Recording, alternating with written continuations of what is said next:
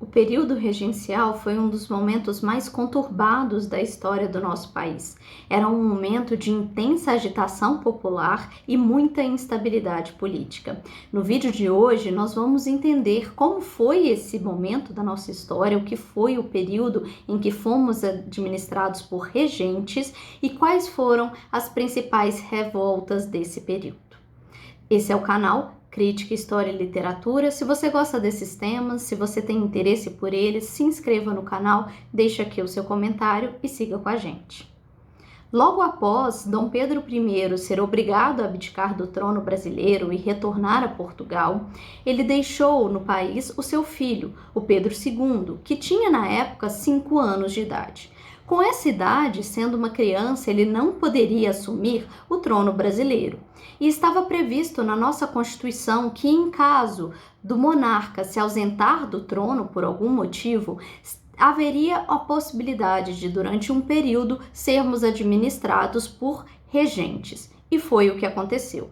Logo que se deu, então, a abdicação do trono do Dom Pedro I, o Senado elegeu uma regência trina. O que isso quer dizer? Quer dizer que o Senado elegeu uma regência formada por 3 pessoas, 3 homens que iriam administrar o país durante um momento, para organizar a eleição, para que se pudesse fazer a eleição dos regentes, que seriam regentes permanentes. Então, nesse primeiro momento, nós tivemos a regência trina provisória, o estabelecimento de um governo de 3 pessoas que iria administrar o país até que se pudesse organizar eleições para escolher os regentes permanentes.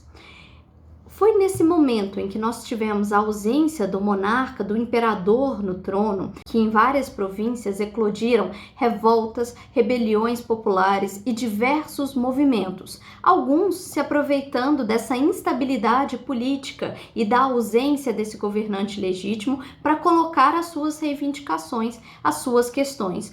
Outras fazendo uma confusão de leitura do que significava esse momento. Nesse vídeo nós vamos entender melhor porque esse foi um momento tão conturbado da nossa história. O que nós podemos dizer é que, durante esses 9 anos de regência, entre 1831 e 1840, havia algumas questões que estavam sendo debatidas em todo o país. Nós temos que lembrar que havia muito pouco tempo que o Brasil tinha ficado independente. E se discutia, então, nesse momento, qual era a proposta política desse país que estava começando agora. O que se discutia bastante, e aí não havia um consenso nem dentro das elites, nem dentro dos grupos mais ricos do nosso país, era sobre alguns pontos, como, por exemplo, se o poder deveria ser centralizado, sendo as principais decisões tomadas no Rio de Janeiro, ou se o poder deveria estar descentralizado, estando também presentes nas províncias. O que se colocava aí em disputa era a ideia de um federalismo, assim como nos Estados Unidos. Havia grupos políticos que reivindicavam maior autonomia das províncias, que as províncias tivessem mais poder de tomar decisões políticas e não apenas que as decisões viessem prontas e estivessem concentradas no Rio de Janeiro, já que o nosso país tinha dimensões de um continente. Esse era um dos pontos que estava em discussão: autonomia das províncias versus centralização do poder na corte no Rio de Janeiro. Outra questão que se colocava também era a manutenção da nossa unidade territorial, e nós vamos ver que algumas dessas revoltas questionam a unidade territorial do Brasil. Vocês devem se lembrar que nos vídeos passados eu comentei sobre a independência do Brasil.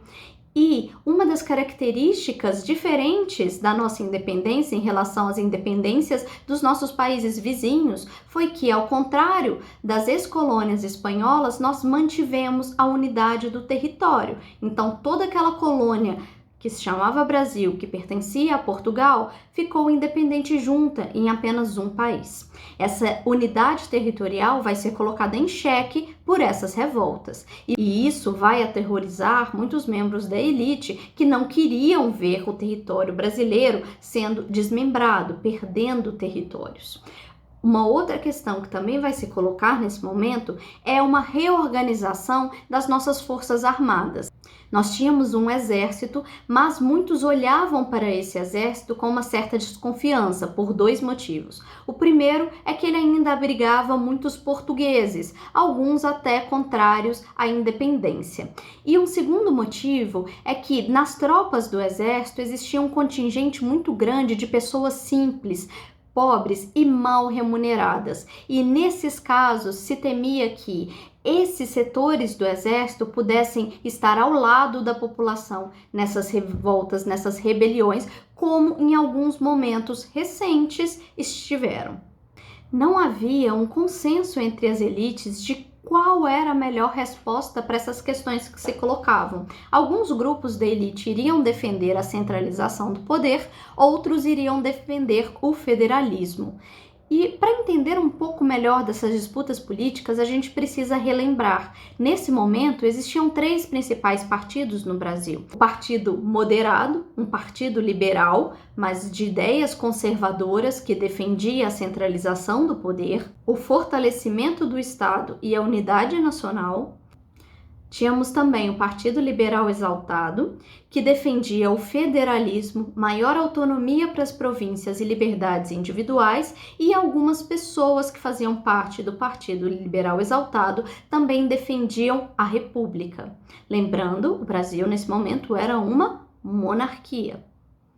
E também existia o Partido Restaurador, que defendia o absolutismo e o retorno de Dom Pedro I para o Brasil. Esse partido era formado principalmente de portugueses que residiam aqui no país. A eleição da regência trina permanente, ela vai demonstrar a vitória do Partido Moderado, um partido então conservador que defendia a centralização do poder. E quais foram as principais mudanças políticas e na lei desse momento da regência? A gente vai começar por essas mudanças para a gente entender como que as revoltas vão questionar algumas coisas que estavam acontecendo.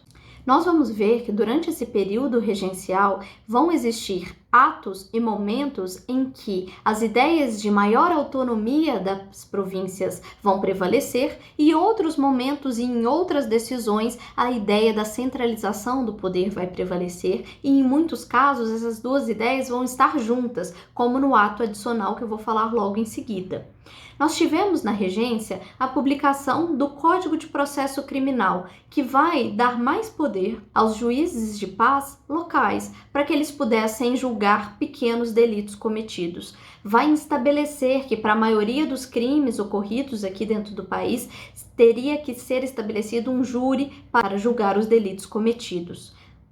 E também vai instituir o habeas corpus, a possibilidade de se recorrer em liberdade de certas prisões. Um grande marco também no período regencial foi a criação, em 1831, da Guarda Nacional. O que foi a Guarda Nacional, que vai funcionar até o início da República? Como eu falei, o Exército era olhado nesse momento com uma certa desconfiança.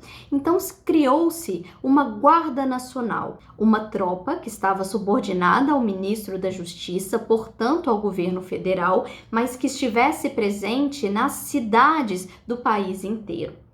Todos os homens de 21 a 60 anos de idade que podiam votar naquele momento seriam convocados pela Guarda Nacional, seriam convocados a compor essa Guarda Nacional nas cidades. Mas nós temos que lembrar que nesse momento, quem é que poderia votar? Apenas as pessoas que tinham posses. Era necessário ter uma renda mínima de 200 mil réis para cidades grandes e 100 mil réis nas outras localidades do país. Então essa Guarda Nacional, ela era formada por quem? Pelos homens que pertenciam à elite. E com isso se garantia que as tropas do exército formadas pelas camadas mais baixas se juntassem aos movimentos populares. Com essa composição, então, pela elite, a Guarda Nacional não teria interesses comuns com esses movimentos populares e poderia ser utilizada, inclusive, para combatê-los. Esse era um dos objetivos da Guarda Nacional, era manter a ordem nas cidades e atuar nessas rebeliões, nesses motins, nessas revoltas que existiam. Em alguns casos, ela foi utilizada também em questões mais abrangentes, como a proteção das nossas fronteiras, auxiliar o exército em expedições maiores, mas a principal função dela era manter a ordem nas cidades. E qual seria essa ordem a ser mantida? A ordem que estivesse de acordo com os interesses da nossa elite, grandes proprietários de terra e comerciantes. Em 1834, foi promulgado o Ato Adicional, que vai promover reformas dentro da regência. E quais eram essas reformas? Primeiro, ele vai inutilizar o poder moderador, que era aquele quarto poder que o imperador poderia usar para vetar e interferir nas decisões dos outros poderes. Ele não poderia ser utilizado, então, durante a regência. Ele seria reestabelecido quando o imperador tivesse a sua maioridade. Uma segunda modificação do ato institucional é que ele transformava a regência de trina, regência formada por 3 pessoas, numa regência una, uma regência que seria administrada por apenas um regente. E nesse momento a gente pode perceber que essa é uma ação de centralização do poder. O poder, então, não vai estar mais dividido em 3 pessoas que governam juntas, vai ser apenas um único regente. Ao mesmo tempo que esse ato adicional centralizava os poderes nas mãos de apenas um regente, ele também dava maior poder para os presidentes das províncias. Os presidentes das províncias teriam mais autonomia para governar. Só que também, de forma curiosa, esses presidentes das províncias, eles não seriam eleitos pelos eleitores e habitantes dessas províncias. Eles seriam escolhidos por quem? Pelo imperador. Ou seja, é uma forma de descentralizar o poder, já que dava mais autonomia para os presidentes das províncias, mas ao mesmo tempo, quem decidiria quem era o presidente era o próprio imperador. Ou seja, a decisão também centraliza o poder na mão do imperador. A gente pode perceber no ato institucional e em outros momentos da regência essa convivência entre essas medidas que descentralizam o poder por um lado e centralizam o poder por outro. E isso nos mostra a disputa dessas duas ideias que acontecia no país. O ato adicional dissolveu o Conselho de Estado e também criou assembleias legislativas provinciais, ou seja, assembleias que poderiam fazer e modificar leis para os estados, mais uma medida de descentralização do poder. E também vai estabelecer um município neutro para a corte, não mais ligado à província do Rio de Janeiro. Então, a cidade do Rio de Janeiro passa a ser uma cidade que representa todo o país, a capital do país, e uma cidade que não estaria vinculada à província do Rio de Janeiro, assim como é hoje. Nós temos o Distrito Federal. O Distrito Federal é uma cidade que não pertence a nenhum estado brasileiro. Ela é a capital do Brasil. Ela não está ligada diretamente a nenhum estado, porque ela serve para abrigar a sede do poder nacional. E nesse contexto de disputa entre ideias diferentes de instabilidade, porque o imperador não encontrava-se no trono, diversas revoltas e rebeliões vão eclodir no país inteiro. Nós podemos dar vários exemplos dessas revoltas. Nós vamos ter grandes revoltas como a cabanagem, como a Revolução Farroupilha, a Revolta dos Malês e também a Guerra dos Cabanos, que eu vou começar por ela falando. A Guerra dos Cabanos, ela vai acontecer em Pernambuco, no ano de 1832. Ela vai ter algumas características diferentes dessas outras revoltas que nós vamos falar depois. A primeira delas é que ela é uma revolta rural. Ela acontece principalmente no contexto rural. E ela é um pouco deslocada desse debate das ideias que estava acontecendo. Os cabanos lutavam em nome da religião, do catolicismo, pelo regresso de Dom Pedro I, e eles não compreendiam muito bem todos os atos que estavam por trás da abdicação do trono de Dom Pedro I. Então eles lutavam pelo retorno de Dom Pedro I e contra o que eles chamavam de jacobinos e sociedades liberais secretas europeias, que seriam responsáveis pela essa abdicação do trono de Dom Pedro I. O que mostra que essa revolta estava permeada por uma certa incompreensão do contexto político da época, juntamente, é claro, com uma série de outras insatisfações e realidades locais. A Guerra dos Cabanos contava com a participação de índios, escravos e mestiços principalmente, mas no início contou também com a participação de alguns senhores de engenho. Vai ser uma revolta que vai usar as táticas de guerrilha, as táticas de luta, utilizando as matas locais. Ela vai durar de 1832 até 1835, quando ela vai ser derrotada pelo presidente da província de Pernambuco, que havia proclamado a Confederação do Equador alguns anos antes. Com um nome parecido, nós vamos ter a primeira grande revolta regencial e uma das principais revoltas que vão aparecer, que é a cabanagem, que tem início no ano de 1835, após a promulgação do Ato Adicional. A cabanagem vai acontecer na província do Grão-Pará. A província do Grão-Pará tinha especificidades, tinha características próprias, porque ela era muito distante do centro do poder, que era o Rio de Janeiro. Essa parte do nosso território, durante o nosso passado de colônia, inclusive, teve uma autonomia e foi administrada de forma diferente e separada do restante do Brasil durante um tempo. Mesmo quando essa administração foi unificada, a província do Grão-Pará continuou tendo maior autonomia em relação ao Rio de Janeiro do que as outras províncias da colônia. A relação do Grão-Pará era mais direta com a metrópole, então as relações comerciais e de administração eram feitas de forma direta com Portugal, não tanto pela capital da colônia. Essa era também uma região que contava com uma grande presença de estrangeiros, de ingleses, franceses e de outros, e também uma presença grande de comerciantes portugueses. A sociedade na província do Grão-Pará também era um pouco diferente. Não existia uma grande elite rural, agrária, com poder estabelecido e arraigado na terra já há décadas. Era uma outra realidade. Então a província ela era formada principalmente por indígenas, por escravizados negros e por mestiços. Além desses, nós tínhamos uma minoria branca, que era formada por estrangeiros, franceses, portugueses, ingleses e também por brasileiros, alguns proprietários de terra. Após a independência, havia na província um grande descontentamento com a falta de participação da província nas decisões do novo país. As decisões ficavam muito centralizadas no Rio de Janeiro e, por ser uma província muito distante, ela não tinha grandes participações nas decisões, no poder.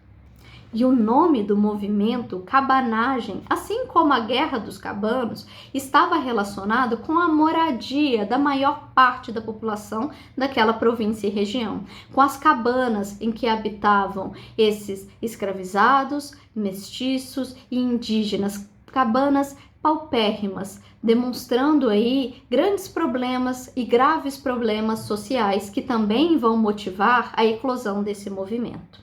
Esse movimento ele vai contar com a participação popular enorme desses setores indígenas, escravizados, negros e mestiços, e também vai contar no início com uma elite descontente com essa ausência de poder, ausência de possibilidade de interferir nessas decisões que já vinham prontas lá do Rio de Janeiro.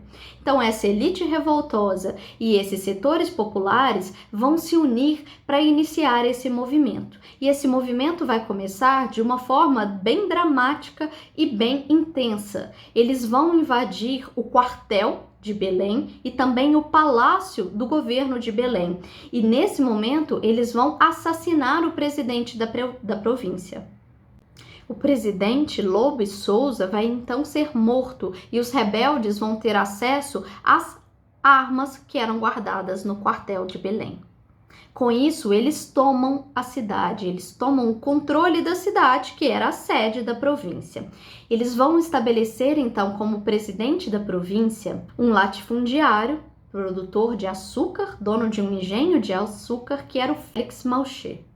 O Félix vai trair o movimento e vai tentar uma negociação com o governo regencial, temendo aí essa grande participação popular e os rumos que esse movimento poderia tomar.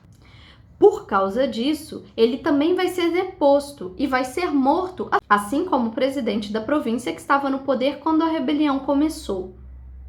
A cabanagem vai ser uma revolta que vai durar 5 anos, até o ano de 1840. Durante esse período, a gente vai ter uma série de avanços e de recuadas. Avanços ali na capital e recuadas quando as tropas da Guarda Nacional e do Exército fazem ofensivas contra esses revoltosos. Durante vários desses momentos, então, eles vão recuar e vão utilizar os principais rios da região para se deslocar e para espalhar o movimento por toda a província. Os rios, as águas vão servir como esses canais de comunicação que vão espalhar essa revolta por toda a província do Grão-Pará.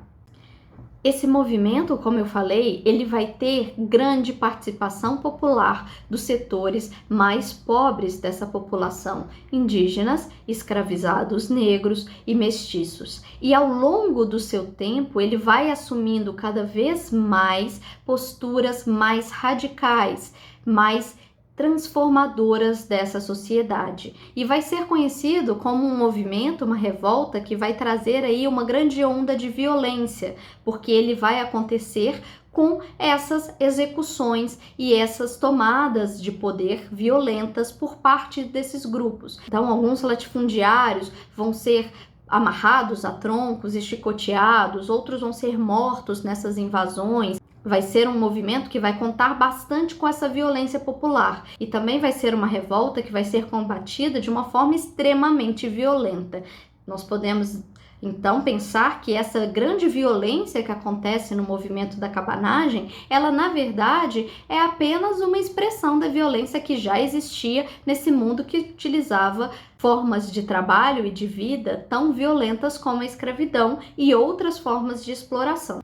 Quanto mais esse movimento se radicalizava, maior era a autonomia desses povos indígenas e negros que participavam do movimento, e maior era o papel dessas lideranças africanas que estavam no movimento. E isso trazia um medo muito grande para a elite, não apenas do Grão-Pará, mas de vários outros locais no país. Nós precisamos lembrar que a América contava com o exemplo de uma revolução feita pelos escravizados negros, que foi o caso da independência do Haiti.